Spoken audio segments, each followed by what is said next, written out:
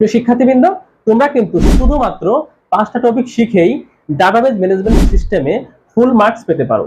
তো আজকে ক্লাসে আমি তোমাদের সেই 5টা টপিক শিখিয়ে দিব, যার মাধ্যমে তোমরা এমসিকিউ এবং সিকিউ এ ডাটাবেজ ম্যানেজমেন্ট সিস্টেম চ্যাপ্টার থেকে ফুল মার্কস পেতে পারো।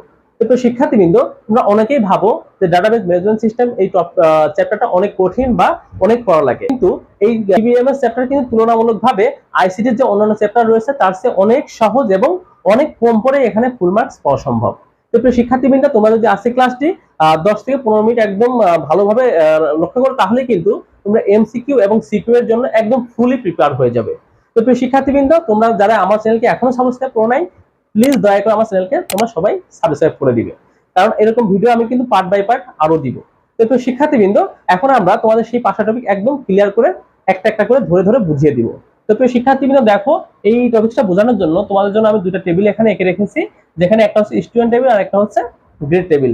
আর নিচে একটা প্রশ্ন লিখে রেখেছি, যেটা খুবই কমন একটা প্রশ্ন, যেটা সবসময় পরীক্ষাতে এসে থাকে।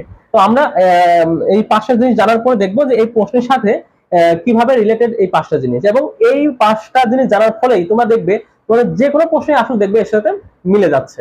তো দেখো, আমরা প্রথমে যে টপিকসের কথা বলবো সেটা হচ্ছে 1 নম্বরে রয়েছে, সেটা হচ্ছে তোমাদের টেবিল সম্বন্ধে বিস্তারিত ধারণা থাকতে হবে। টেবিল ডিটেইলস তোমাদের জানতে হবে, টেবিল ডিটেইলস। তো তোমরা এটা লিখে রাখতে পারো যে আমি যে 5টা টপিক বলবো তোমরা এগুলা খুব যত্ন করে পড়ে নেবে। তো প্রিয় শিক্ষার্থীবৃন্দ, টেবিল ডিটেইলস বলতে আমি কি বোঝাচ্ছি? তো টেবিল ডিটেইলস বলতে ডাটাবেজ মূলত কি? ডাটাবেজ মূলত বিভিন্ন ডাটার একটা অর্গানাইজড প্লেস, যেখানে আমরা ডাটাগুলো স্টোর করে রাখি। তো পরবর্তীতে যাতে ডাটাগুলোকে আমরা রিট্রিভ করে বা এনে আমরা সেই ডাটাগুলোকে অন্য কাজে ব্যবহার করতে পারি। তো ডেটাবেজে অনেক ডাটা থাকে, সেই ডাটাগুলো থাকে এরকম টেবিল আকারে। আমরা ডেটাবেজ ডাটা রাখি কিভাবে? টেবিল আকারে। সো আমাদের টেবিল যদি ক্লিয়ার হয়ে যায়, ডাটাবেজ কিন্তু একদম ক্লিয়ার হয়ে যাবে। এজন্য আমরা এই টেবিল দুটো সম্বন্ধে খুব ভালোভাবে ধারণা নিব, কারণ এই টেবিল থেকে কিন্তু তোমাদের বিভিন্ন এমসিকিউ আসবে এবং সিকিউতেও এখান থেকে প্রশ্ন আসবে। তো শিক্ষার্থীরা দেখো, আমাদের প্রথম যে স্টুডেন্ট টেবিল, এই একটা টেবিল বুঝলেই কিন্তু আমরা অন্য সকল টেবিল বুঝে ফেলবো।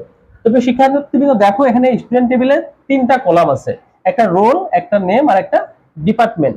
তো প্রথমে আমাদের এই টেবিল থেকে জানতে হবে যে ফিল্ড কি। তো টেবিলে মূলত থাকে 3টা জিনিস, একটা হচ্ছে কি ফিল্ড, একটা হচ্ছে রেকর্ড, আর একটা হচ্ছে টেবিলের সেলের ডাটা। ওকে প্রিয় শিক্ষার্থীবৃন্দ, তো প্রথম আমরা জানবো ফিল্ড কি। তো এর একটা অংশ হচ্ছে ফিল্ড।